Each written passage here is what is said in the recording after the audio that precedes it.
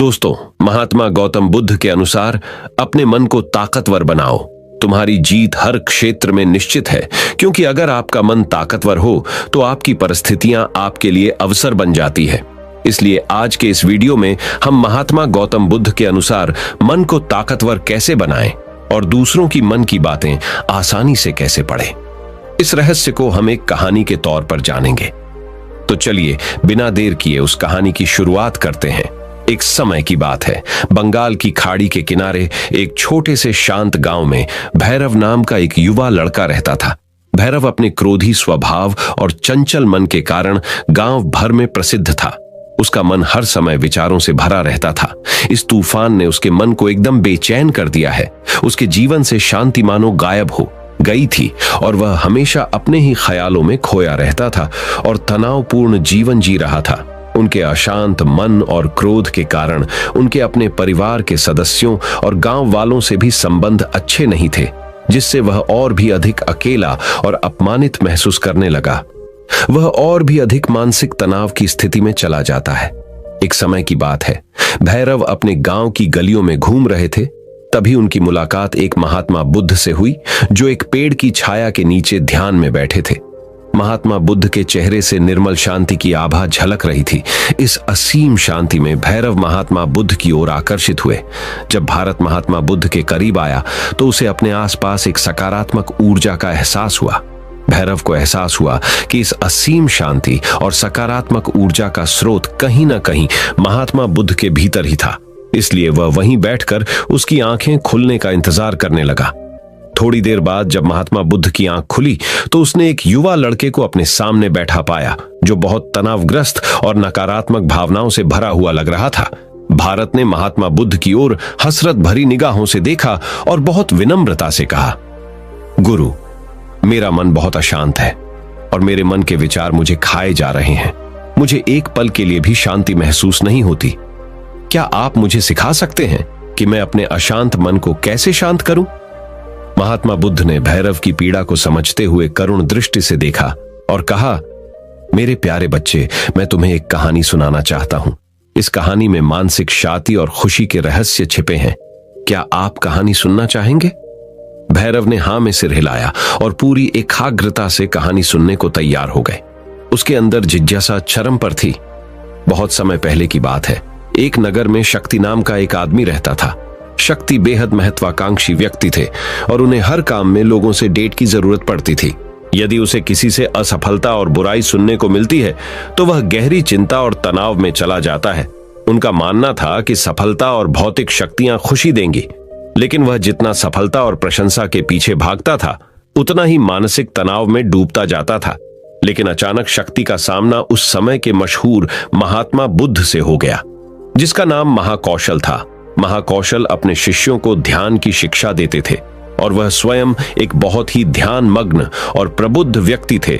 महाकौशल की अद्भुत एकाग्रता से प्रभावित होकर शक्ति ने उनसे अपने भटकते मन को शांत करने का उपाय जानना चाहा। शक्ति ने कहा कि महंत हमेशा सफलता के पीछे भागते हैं और लगातार अधिक हासिल करने की कोशिश करते हैं, फिर भी मुझे कोई क्षणिक संतुष्टि या आत्मसंतुष्टि नहीं मिलती। इस निरंतर बेचैनी के बीच मैं शांति कैसे पा सकता हूं? महात्मा बुद्ध ने करुण दृष्टि से उसकी ओर देखा और उत्तर दिया, आपका मन एक अशांत नदी की तरह है जो हमेशा बहती और बहती रहती है। इसलिए इस अशांत मन को शांत करने के लिए आपको अपने विचारों को बिना किसी रुकावट के जाने देने की कला सीखनी होगी। शक्ति को आश्चर्य हुआ और उसने पूछा कि मैं अपने विचारों को कैसे जाने दूं? आखिर मैं भी तो अपनी इच्छाओं और महत्वाकांक्षाओं से बंधा हुआ हूं। यह सुनकर महात्मा बुद्ध मुस्कुरा दिए और कल्पना करें कि आपके हाथ में पानी का एक गिलास है। अब आप इसे जितनी देर तक पकड़ कर रखेंगे यह उतना ही भारी होता जाएगा, और अगर आप इसे काफी देर तक पकड़े रहेंगे तो आपके हाथ में दर्द होने लगेगा। लेकिन अगर आप उस पकड़ को ढीला कर दें और छोड़ दें तो आपका बोझ खत्म हो जाएगा। भैरव ने कथा और उसका संदेश ध्यानपूर्वक सुना। वह समझ गया कि अपने विचारों और इच्छाओं से चिपके रहने से उसका बोझ बढ़ जाता है और अंदर ही अंदर अशांति पैदा कर देता है। अब भैरव को कथा का अंत सुनने की उत्सुकता से प्रतीक्षा थी। महात्मा बुद्ध ने कहानी जारी रखते हुए कहा कि शक्ति ने महात्मा बुद्ध के शब्दों के बाद विचारों को छोड़ने का अभ्यास करना शुरू कर दिया। वह बिना किसी पूर्व निर्णय के अपने विचारों और भावनाओं को आते और जाते देखता है। अब उसने विचारों को पकड़ना बंद कर दिया था। विचार उठते थे और अपने आप चले जाते थे। धीरे धीरे उसे यह एहसास होने लगा कि उसकी इच्छा और भावना ही सभी दुखों का कारण है। जैसे जैसे शक्ति ध्यान में गहरे उतरते गए, उन्होंने पाया कि वर्तमान में जीना ही आंतरिक शांति का एकमात्र स्रोत है। वह खुद को वर्तमान में स्थापित करके अपने मन की निरंतर बकवास से छुटकारा पा सकता है। धीरे धीरे शक्ति का मन एक शांत झील की तरह हो गया, जो बाहरी दुनिया को अपने अंदर प्रतिबिंबित करती है। उन्होंने जीवन की सादगी में संतोष को अधिक महत्व दिया और भौतिक संपत्ति के प्रति अपना लगाव छोड़ दिया। जैसे ही ऐसे बदलाव की खबर लोगों के बीच फैली, दूर दूर से लोग मार्गदर्शन लेने आने लगे। लोगों को विचारों को मुक्त करने की कला सिखाना और उन्हें अपने भीतर शांति खोजने के लिए मार्गदर्शन करना, वह लोगों के बीच शांति और ज्ञान का प्रतीक बन गए। शक्ति और साधु की कथा समाप्त कर महाकौशल महात्मा बुद्ध कुछ देर के लिए चुप हो गए, ताकि इस कहानी का अर्थ भैरव के मन में अच्छी तरह बैठ जाए। भारत ने महात्मा बुद्ध की ओर देखा तो उनकी आंखों में अब एक नई समझ दिखाई दे रही थी। भैरव ने धीरे से कहा कि मुझे इस कहानी में ज्ञान दिखता है, लेकिन मैं इसे अपने जीवन में कैसे लागू करूं? मैं अपने अशांत मन को कैसे शांत कर सकता हूं? भैरव के इस सवाल पर महात्मा बुद्ध मुस्कुराते हैं और फिर कहा कि अशांत मन को शांत करने का अभ्यास आत्म जागरूकता से शुरू होता है। अपने भीतर उठने वाले विचारों का निरीक्षण करने के लिए प्रतिदिन कुछ समय निकालें। उन भावनाओं पर ध्यान दें जो आपके मन में आती हैं और देखें कि वे कैसे आती हैं और आकाश में गुजरते बादलों की तरह फिर कैसे चली जाती है। भैरव ने आंखें बंद कर लीं और महात्मा बुद्ध के कहे अनुसार अपने विचारों का अवलोकन करने लगे। जैसे ही उसने अपने भीतर उठने वाले विचारों पर ध्यान देना शुरू किया, उसे एहसास हुआ कि इसलिए उसे चिंता और इच्छाओं की एक निरंतर धारा अपने अंदर बहती हुई महसूस हुई। सिर्फ एक एहसास ने ही नहीं, उसे एक अद्भुत शांति का एहसास कराया। उन्हें यह भी एहसास हुआ कि यह सभी विचारों और भावनाओं से अलग है। महात्मा बुद्ध ने आगे कहा कि जैसे शक्ति ने खुद को सभी मोह माया से अलग कर लिया था, अपने मन को अशांतकारी विचारों और भावनाओं से मुक्त करने का अभ्यास विकसित करें। बिना किसी पूर्वाग्रह के विचार को वैसे ही स्वीकार करें जैसे वह आता है, और फिर धीरे धीरे उन्हें जाने दें और अपना ध्यान वर्तमान क्षण पर केंद्रित करें।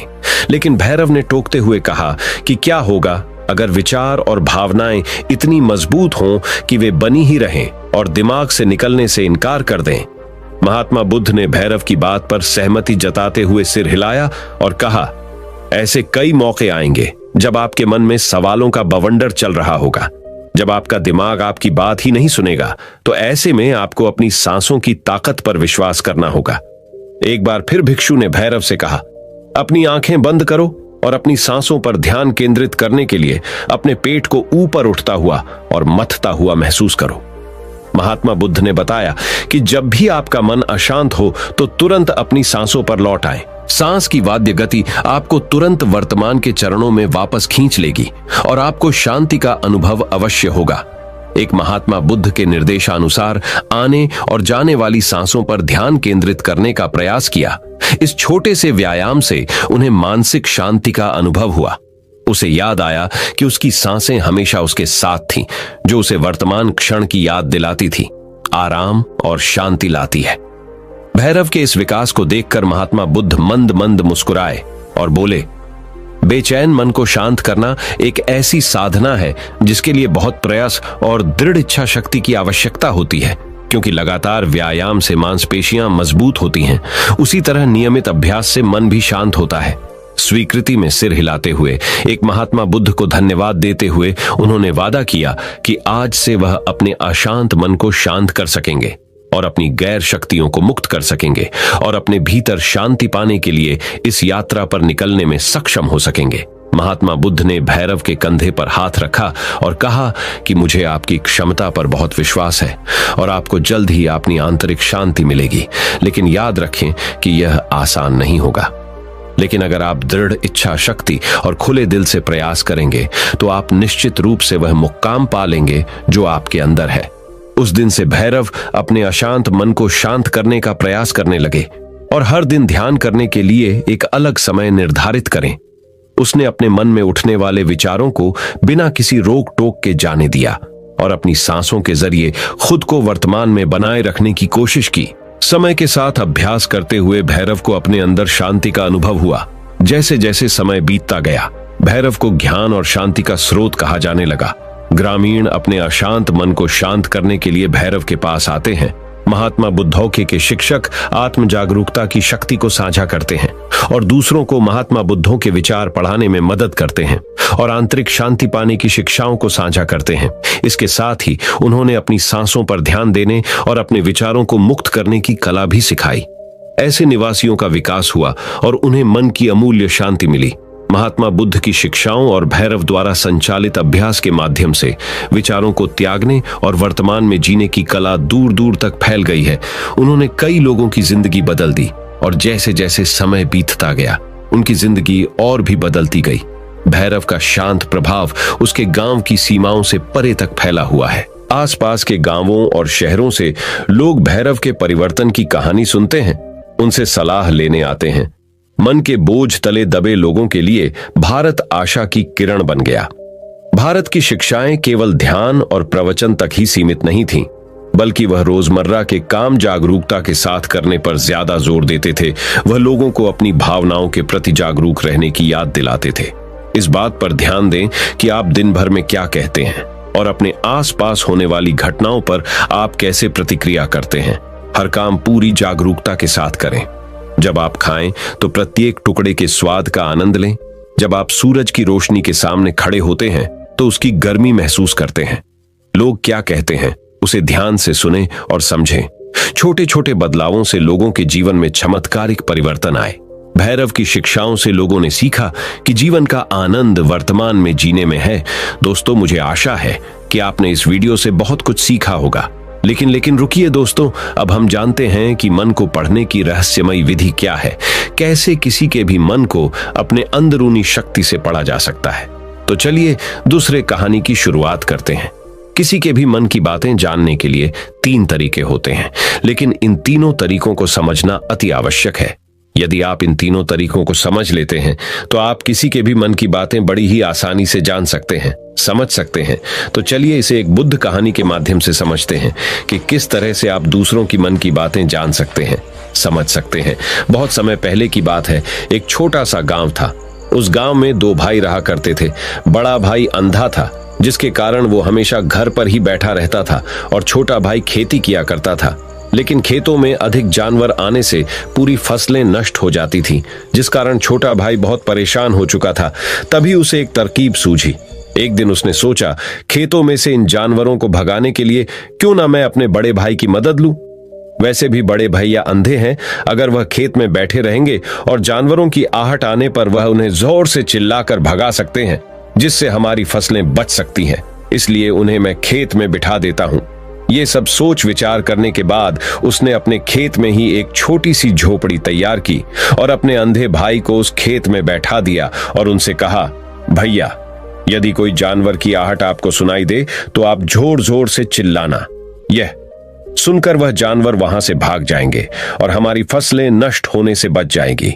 बड़ा भाई अपने छोटे भाई की बात मान लेता है और वो उस दिन से खेत में ही रहना शुरू कर देता है। जब भी किसी जानवर की आहट उसे सुनाई देती तो वो तुरंत जोर जोर से चिल्लाना शुरू कर देता, जिससे वह जानवर उसके खेतों से भाग जाते।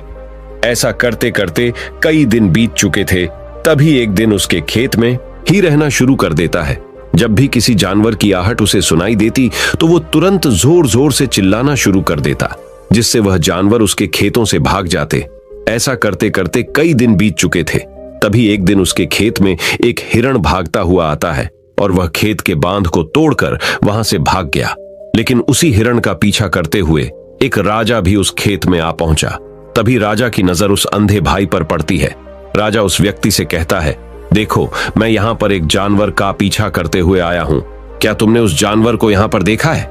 इस पर वो व्यक्ति कहता है राजन, मैं तो अंधा हूं। मैं भला किसी जानवर को कैसे देख सकता हूं?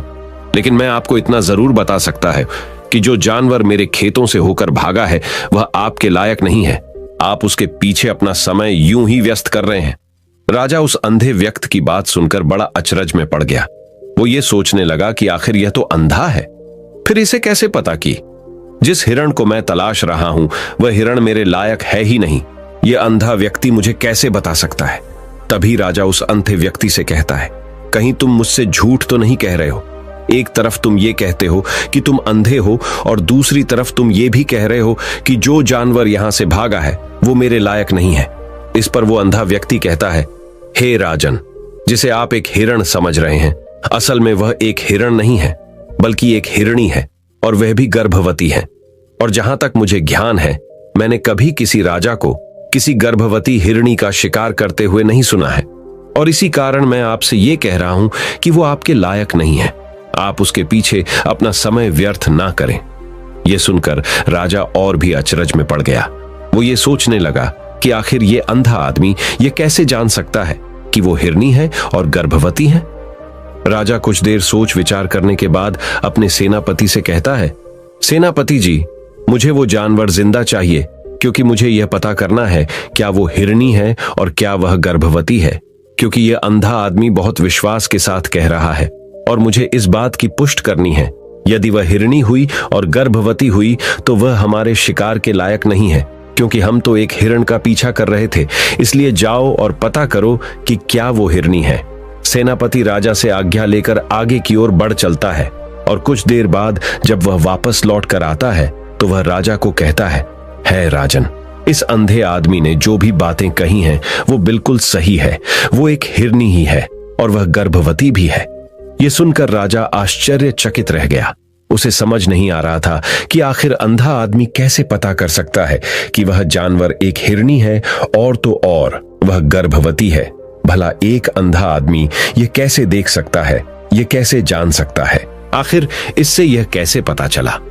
ऐसे कई सारे प्रश्न अब राजा के मन में उमड़ने लगे। अब राजा ने यह ठान लिया था कि मुझे इस बात की गहराई तक पहुंचना ही है कि आखिर ये अंधा आदमी कैसे जानता है कि वह जानवर एक हिरनी है। ये सोचकर राजा उस अंधे आदमी के पास जाता है और उस अंधे आदमी से कहता है, देखो, मैं ये तो नहीं जानता कि तुम सचमुच अंधे हो या नहीं, लेकिन मैं तुमसे एक बात जानने आया हूं। क्या तुम मेरे प्रश्न का सही सही जवाब दोगे? इस पर अंधा व्यक्ति कहता है, हे राजन, आप जो कुछ पूछना चाहते हैं मुझसे पूछ सकते हैं। मैं आपको बिल्कुल सच सच जवाब दूंगा। इस पर राजा कहता है, देखो, एक तो तुम कहते हो कि तुम अंधे हो और दूसरी तरफ तुमने ये बता दिया कि जिस जानवर का पीछा मैं कर रहा हूं वह एक हिरनी है और तो और वह गर्भवती भी है। आखिर तुम्हें यह कैसे पता चला? तुम्हारे खेत में और भी तो जानवर आते होंगे और भी तो जानवर यहां से गुजरते होंगे, फिर तुमने ये कैसे अंदाजा लगाया? तभी वह अंधा व्यक्ति राजा से कहता है, हे राजन, आप जिस हिरनी का पीछा कर रहे थे वही हिरनी जब मेरे खेत में आई, उसकी रफ्तार और उसके भागने की आहट से मुझे यह एहसास हो चुका था कि यह एक हिरनी है। और मेरे खेत की जो बांध है वह बहुत छोटी है, उसकी ऊंचाई ज्यादा नहीं है। यदि कोई हिरण होता तो उस बांध को बड़ी आसानी से लांघ जाता, लेकिन वह हिरनी इस बांध को तोड़कर भागी है, और यदि वह इस बांध को छलांग लगाकर पार करने का प्रयास करती तो इससे उसके बच्चे को खतरा होता। और इसी बात से मैंने ये पता लगा लिया कि वह गर्भवती है। इस कारण वह मेरे खेत की बांध को तोड़ते हुए भाग गई। इस पर राजा के मन में एक और प्रश्न उठा। राजा ने कहा, किंतु तुम्हें कैसे पता चला कि वह एक हिरनी ही है? और भी तो कोई जानवर यहां पर आ सकते हैं। इस पर वह अंधा व्यक्ति कहता है, हे राजन, मैं पूरा दिन सुबह शाम यहीं पर बैठा रहता हूं और मेरी सुनने की शक्ति बहुत तेज है। मैं ये बात जानता हूं कि कौन सा जानवर मेरे खेत में आया है, और उसी के आधार पर मैं घोर जोर से चिल्लाता हूं ताकि वो मेरे खेत से भाग जाए और मेरे खेत की फसलों को नष्ट ना करे। राजा उस अंधे आदमी का यह जवाब सुनकर पूरी तरह से संतुष्ट हो चुका था। वह मन ही मन यह सोच रहा था कि आदमी भले ही अंधा हो, लेकिन यह तो बड़ा ज्ञानी मालूम पड़ता है। इस आदमी से कुछ ना कुछ तो काम निकलवाना ही चाहिए। ये विचार लिए हुए राजा वहां से वापस अपने महल की ओर लौट जाता है। राजमहल पहुंचते ही राजा उस अंधे व्यक्ति से कहता है, आप तो बड़े ज्ञानी व्यक्ति हैं, आपको किसी भी बात का पता बड़ी आसानी से चल जाता है। आज मैंने आपको यहाँ पर इसलिए बुलाया है क्योंकि मैं आपसे ये जानना चाहता हूँ कि मेरी पत्नी पतिव्रता है या नहीं। इस पर वो अंधा व्यक्ति कहता है, हे राजन, यह कैसा प्रश्न हुआ? इस पर राजा कहता है, मैंने आपसे बिल्कुल उचित प्रश्न किया है। मुझे इस प्रश्न का उत्तर दीजिए। इस पर वो अंधा व्यक्ति कहता है, हे राजन, ये सारी बातें जाने दीजिए। आपकी शादी को इतने साल बीत चुके हैं और अब आप ये बात क्यों जानना चाहते हैं? आपके मन में ऐसे प्रश्न क्यों उठ रहे हैं? इस पर राजा जिद करते हुए कहता है, देखिए, आपको मुझे इस प्रश्न का उत्तर तो देना ही होगा। यदि आप मुझे इस प्रश्न का उत्तर नहीं देंगे तो मैं आपको मृत्यु दंड दे दूंगा।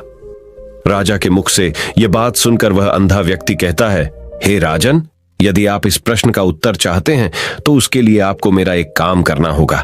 राजा कहता है, बोलो, मुझे क्या काम करना होगा? इस पर व्यक्ति कहता है, इसके लिए आपकी पत्नी को मेरे साथ कमरे में अकेले छोड़ना होगा। उस अंधे व्यक्ति की यह बात सुनकर राजा पहले तो क्रोधित हो जाता है, लेकिन फिर कुछ सोच विचार करने के बाद वह उस व्यक्ति की बात मान लेता है और अपने सेनापति को आदेश देता है, सेनापति जी, इस व्यक्ति को और मेरी पत्नी को एक कमरे में कुछ देर के लिए अकेला छोड़ दें। सेनापति बिल्कुल वैसा ही करता है। अब राजा की पत्नी और अंधा आदमी एक कमरे में बंद हो चुके होते हैं। तभी वो अंधा आदमी राजा की पत्नी से कहता है, मुझे आपको छूना है। इस बात पर रानी अत्यधिक क्रोधित हो जाती है और उस अंधे आदमी को वो पकड़ पकड़ कर पीटने लगती है, कभी हाथों से तो कभी लाथम से तो कभी पटक पटक कर। तरह से उन्होंने उस अंधे आदमी की खूब पिटाई की। उसके बाद किसी तरह से वह अंधा आदमी अपनी जान बचाकर वहां से भाग निकलता है और वह राजा के पास पहुंचता है और वह राजा से कहता है, हे राजन, आपकी पत्नी में पतिव्रता नहीं है। यह बात सुनकर राजा अत्यधिक क्रोधित हो उठता है और राजा अपनी तलवार निकालकर सीधा अपनी पत्नी की ओर जाता है और क्रोधित होकर वह अपनी रानी से कहता है, रानी जी, आज मैं जो भी सवाल आपसे करने वाला हूं उसका मुझे सच सच जवाब दीजिएगा, और यदि आपने एक शब्द भी झूठ कहा तो मैं आपका अभी के अभी सर धड़ से अलग कर दूंगा, तभी आगे बढ़े। राजा कहता है, मुझे बताइए, क्या आप पतिव्रता हैं या नहीं? इस पर रानी कहती हैं, हे राजन, आप भले ही मुझे जान से मरवा दीजिए, लेकिन मैं पतिव्रता नहीं हूं। राजा ये बात सुनकर बहुत खुश हुआ, क्योंकि उस अंधे आदमी ने जो भी कहा था वह बिल्कुल सच था। यह बात सुनकर तुरंत ही राजा उस आदमी के पास पहुंचता है और आकर उस अच्छे आदमी से कहता है, तुम्हें कैसे पता चला कि मेरी पत्नी पतिव्रता नहीं है? इस पर वह अंधा आदमी कहता है, हे राजन, बड़ी सीधी सी बात है। मैंने तो आपकी पत्नी से बस इतना ही कहा था कि मुझे आपको छूना है, और इस बात पर वह इतना क्रोधित हो उठी कि उन्होंने गुस्से में आकर मुझे लात घूंसों से पीटना शुरू कर दिया।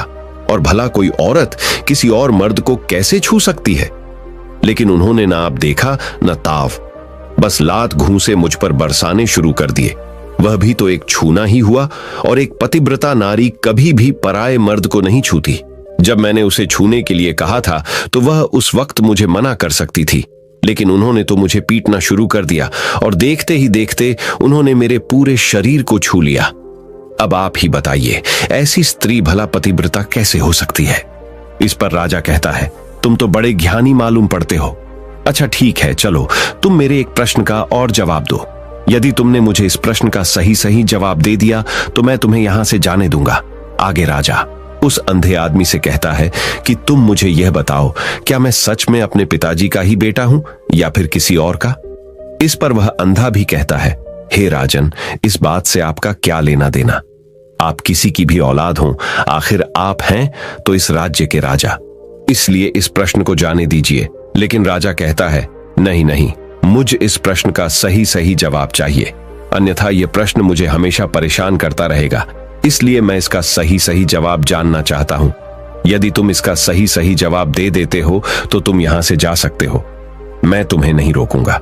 इस पर वह अंधा आदमी कहता है, हे राजन, इसके लिए तो मुझे आपकी मां के पास भी जाने की कोई आवश्यकता नहीं है।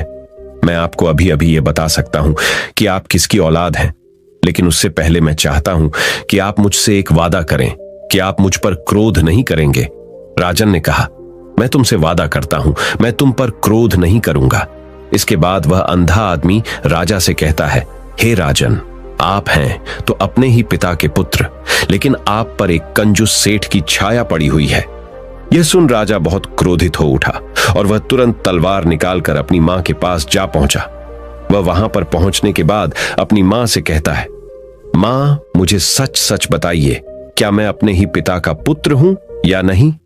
यदि आपने मुझे सही सही नहीं बताया तो वह यहीं पर अपने प्राण त्याग दूंगा। मुझे बताओ क्या सच है? इस पर उस राजा की मां कहती, बेटा, तू है तो अपने ही पिता का पुत्र, लेकिन तुम्हारे ऊपर एक कंजूस सेठ की छाया पड़ी हुई है। जब मैं एक बार नहाने के बाद अपना मुंह आईने में देख रही थी, तभी उस कांच के पीछे मुझे एक कंजूस सेठ नजर आता है और उसी की छाया तुम पर पड़ चुकी है। ये सुन राजा बहुत खुश हो जाता है और वह तुरंत दौड़ा दौड़ा वापस उस अंधे आदमी के पास पहुंचता है और उस अंधे आदमी से कहता है, तुम्हें यह कैसे पता चला कि मुझ पर एक कंजूस सेठ की छाया पड़ी हुई है? इस पर वह आदमी कहता है, हे राजन, आपने मुझसे कई सारे सवाल पूछे जिनका जवाब मैंने आपको सही सही दिया है। यदि कोई और राजा होता तो मुझे इसके बदले में ढेरों सारे इनाम मिल चुके होते, लेकिन अब तक आपने एक फूटी कौड़ी तक नहीं दी है। इस बात से ही मैंने अंदाजा लगा लिया था कि आप बहुत कंजूस हो। यह बात सुनकर राजा जोर जोर से हंसने लगा और कहता है कि आप जो भी मांगेंगे वह मैं आपको अवश्य दूंगा, लेकिन मुझे यह बताओ कि तुम्हें कैसे पता चल जाता है कि कौन सी बात सही है और कौन सी गलत? तुम किसी भी बात का इतना सटीक और सही जवाब कैसे दे पाते हो? इस पर वह अंधा आदमी कहता है, हे राजन, मैं तो वैसे ही अंधा हूं। यदि मेरी आंखें होती तो मैं किसी की भी मन की बातें बड़ी सरलता से जान लेता। मन की एक भाषा होती है और यह भाषा मनुष्य के शरीर के व्यवहार के रूप में देखी जा सकती है। उसकी आंखों से, उसके होठों से, उसके काम करने के तरीके से, उसकी क्रियाओं से पता किया जा सकता है कि उसके मन में क्या चल रहा है। उसके आधार पर हम किसी के भी मन की बातें जान सकते हैं, लेकिन मैं तो अंधा हूं, मैं देख नहीं सकता। यदि मुझे कोई बात जाननी हो तो अगले आदमी को कुछ काम देना पड़ता है, जिस पर वह व्यक्ति किस प्रकार काम करता है, किस तरीके से इस काम को करता है, उसके आधार पर ही मैं यह पता कर पाता हूं कि उसके मन में क्या चल रहा है। तभी वह राजा कहता है, तो क्या इसका अर्थ यह हुआ कि मैं भी किसी के मन की बातें जान सकता हूं? इस पर वह अंधा आदमी कहता है, हे राजन, अवश्य आप भी किसी भी व्यक्ति के मन की बात जान सकते हैं, किंतु उससे पहले आपको अपने ऊपर काम करना होगा, और वह काम है अपने मन को शांत करना, अपने मन को वर्तमान में लाना, जिसके लिए मैं आज आपको 3 तरीके बताने वाला हूं। और ये तीनों ही तरीके बड़े ही आसान और सरल है, किंतु हे राजन, उससे पहले आपको एक काम करना होगा, अपने मन को एकाग्र करना होगा। जब हम अपने मन को एकाग्र करते हैं, अपने मन को वर्तमान में लाते हैं, तो हम दूसरे के मन की बात जान सकते हैं, क्योंकि वह आदमी अभी भी अपने मन में वर्तमान में ही सोच रहा है और हमें भी मन को वर्तमान में ही लाना होगा, तभी हम उसके मन की बातें जान सकते हैं। यदि हम अतीत में हुई घटनाओं के बारे में सोच रहे हैं, तो वह जो अगला आदमी वर्तमान में सोच रहा है, वर्तमान में अपने मन में बात कर रहा है, वह हम कैसे जान पाएंगे? क्योंकि हम तो अतीत की घटनाओं में डूबे हुए हैं।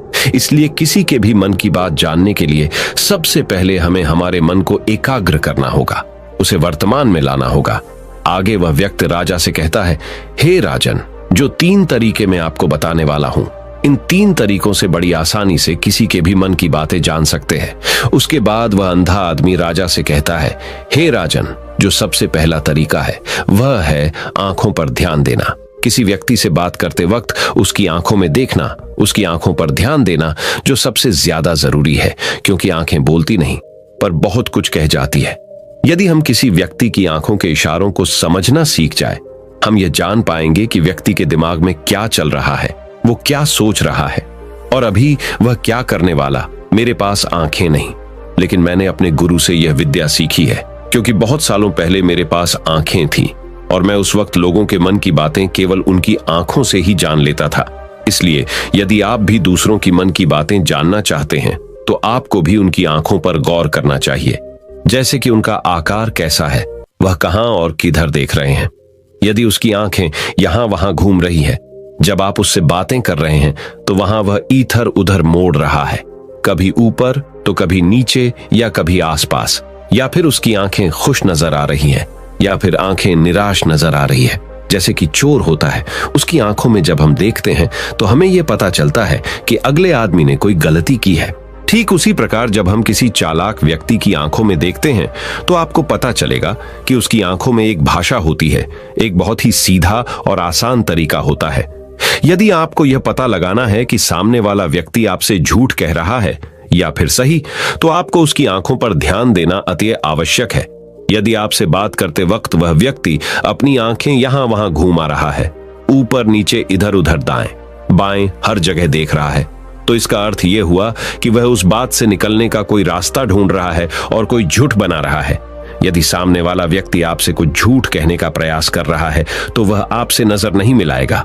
वह यहां वहां देखेगा, ऊपर नीचे देखेगा, लेकिन वह आपकी आंखों में आंखें डालकर कभी नहीं देख पाएगा, क्योंकि उसे डर है कि यदि उसने आपकी ओंखों में आंखें डालकर देखा तो उसका झूठ पकड़ा जाएगा और लोगों को सच्चाई का पता चल जाएगा। और इसी प्रकार कुछ और भी भाषाएं होती हैं।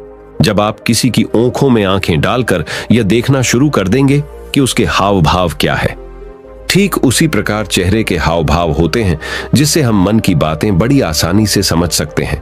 और इन्हें भी समझना बहुत जरूरी है। कभी कभी कोई व्यक्ति अपने चेहरे से जैसे आंख, होंठ और बहुत से कुछ अलग अलग व्यवहार करता है। यदि आप किसी व्यक्ति के चेहरे में गौर करेंगे तो आप आसानी से समझ पाएंगे कि वह व्यक्ति निराश है। जब व्यक्ति बहुत उदास है या फिर वह बहुत खुश है या फिर उससे कोई बहुत बड़ा दुख है, वह अपने अंदर क्या महसूस कर रहा है, ये सारी बातें हम उसके चेहरे के हाव भाव से पता कर सकते हैं। फिर चाहे इंसान जुबान से कुछ बोले या ना बोले, लेकिन आप उसके चेहरे से सब कुछ पता कर सकते हैं। आगे व्यक्ति राजा से तीसरा तरीका बताते हुए कहता है, हे राजन, इसी प्रकार तीसरी भाषा भी है, अर्थात तीसरा तरीका भी है, और वह है हाथों के इशारे और शरीर का व्यवहार। मन की बात समझने के लिए हमें हाथ के इशारे और शरीर के व्यवहार को समझना बहुत आवश्यक है। कोई व्यक्ति जब बात करता है तो आपने देखा होगा कि वो अपने हाथों को हिलाता रहता है, अपने हाथों से इशारा करता रहता है। बातों के साथ साथ अपना शरीर का जो व्यवहार है, अर्थात बॉडी लैंग्वेज, उसका भी पूरा उपयोग करता है, जिससे हमें यह पता चल पाता है कि वह व्यक्ति हमारी बातों पर कितना ध्यान दे रहा है और उसके मन में क्या चल रहा है। शरीर के व्यवहार को देखने के लिए उसके हाथ मटकाने, शरीर मटकाने और चेहरे पर बार बार हाथ लाल, हाथों का एक दूसरे से मसलना, ऐसी बहुत सी क्रियाएं होती हैं। उस पर हमें ध्यान देना अति आवश्यक है। मन की बात को समझने के लिए हमें शरीर के व्यवहार को भी समझना पड़ता है। यदि हम इन तीन तरीकों को सही तरीके से ध्यान देकर इन तीन तरीकों को अच्छे से समझ लेते हैं तो हम बहुत जल्दी किसी भी व्यक्ति के मन की बातें बड़ी सरलता और सहजता से जान सकते हैं। इसलिए यदि आपको किसी के मन की बातें जानी है तो आपको उसकी आंखों पर, उसके चेहरे पर, उसके शरीर के हाव भाव को और उसके हाथों को ध्यानपूर्वक देखना और समझना होगा, जिससे आप यह समझ पाएंगे ये आखिरकार उसके मन में क्या चल रहा है और वह क्या सोच रहा है। लेकिन उनसे पहले आपको अपने मन को एकाग्र करना होगा, शांत करना होगा और अपने मन को वर्तमान में लाना होगा। तभी आप उस व्यक्ति की इन सभी क्रियाओं पर ध्यान दे पाएंगे, उन्हें समझ पाएंगे। अन्यथा आप यदि अतीत की घटनाओं में व्यस्त हैं, भविष्य की योजनाओं में व्यस्त हैं, तो आप उस व्यक्ति के हाव भाव पर कभी ध्यान ही नहीं लगा पाएंगे और ना ही आप कभी यह समझ पाएंगे कि आखिर उस व्यक्ति के मन में क्या चल रहा है, वह क्या सोच रहा है। आपने देखा होगा कि ऐसे कई बड़े संत महात्मा हैं जो बड़ी ही शांति से आपको देखते हैं और आपको देखकर ही ये बता देते हैं कि आपके मन में क्या चल रहा है, आप उनसे क्या जानने आए हैं। और इसका सबसे बड़ा प्रमुख कारण यही है कि वह आपको पढ़ सकते हैं, आपको समझ सकते हैं, आपकी मन की बातें जान सकते हैं, क्योंकि उनका मन एकाग्र है, शांत है, और यही कारण है कि वह आपके मन की बातें बड़ी सरलता से समझ जाते हैं। तो दोस्तों, उम्मीद करता हूं इन दो कहानियों से एक अच्छी सीख मिली होगी। ये कहानी आपको कैसी लगी हमें कमेंट बॉक्स में कमेंट करके जरूर बताएं और इस कहानी को अपने दोस्तों के साथ जरूर शेयर करें ताकि उन्हें भी इस कहानी से कुछ सीखने को मिल सके। और हमारे चैनल को सब्सक्राइब करना ना भूले। धन्यवाद। नमो बुद्धाय।